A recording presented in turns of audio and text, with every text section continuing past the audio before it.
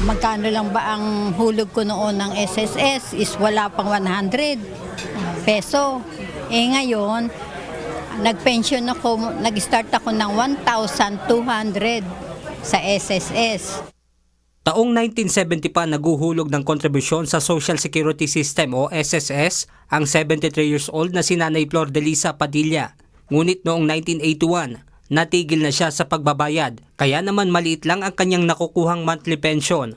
Bunsod nito, kinakailangan pa rin niya magtrabaho sa barangay sa Mandaluyong City upang kahit papaano ay may magamit siya sa kanyang mga pangangailangan. Siyempre, kaya nga kahit papaano, nagtatrabaho. May maintenance ako high blood, high cholesterol. Ganon. At the age of 68 ako, na mild stroke ako for left.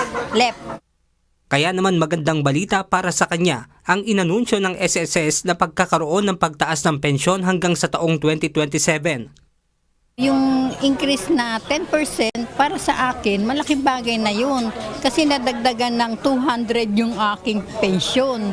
Imbis na 2002, naging 2,400. Ngayong year, 2026, increase ulit ng 200, o de magiging 2,400.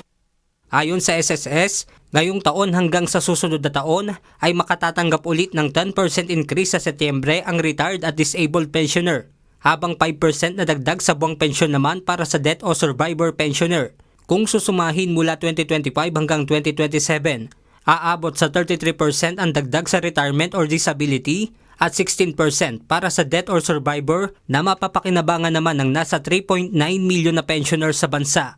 Ayon kay SSS President and CEO Robert Joseph Declaro, ito ay dahil sa patuloy na pagtaas ng kanilang reserve fund na umabot sa 1 trillion pesos noong 2025. Because of this good performance, yung ating release ng second 10% ng pension would be and the third tranche would be secured. On top of that, because of the fantastic results of the SSS is able to come up with more programs that will benefit its members. Sa kabila naman ng pagtaas ng pensyon hanggang sa 2027, tiniyak ng SSS na wala silang ipatutupad na increase sa contribution ng kanilang mga miyembro. The last tranche of the increase that was included part of Republic Act 11199, the revised SSS law po. So hanggang doon na lang po yun. So wala sa charter ng SSS ang pag-increase na ng contribution.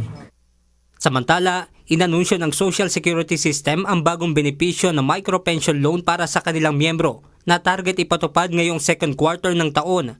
Isa itong uri ng loan na may 8% interest sa loob ng isang taon, mas mababa sa halos 15% na interest kada buwan mula sa lending company. Ayon kay Finance Secretary Frederick Go, paraan ito upang hindi na mahirapan at babaon sa utang ang isang individual na kinakapos sa pinansyal na pangangailangan. We want to make life easier for every ordinary person para hindi na siya mahirapan. Nag-uutang na nga siya kasi hirap siya, di ba? Tapos papahirapan pa natin siya. So we're trying to make it easy for everybody. So we'll partner with these banks. Alam naman natin yung mga bangko may 200, 300, 400 branches. So napaka-accessible sa mga tao. Ayon naman sa SSS, sa ngayon ay patuloy ang kanilang pakikipag-ugnayan sa mga bangko para sa naturang loan system. So you can avail of the benefit, the loan, through the mobile app. Of the bank. You can go to the branch or you can avail of it from the mobile app. So mas madami ho talagang ma-reach in terms of the members ng SSS that are qualified to get this loan. Benedict Samson, UNTV News and Rescue. Diyos ang aming sandigan, serbisyo publiko ang aming pinahahalagahan.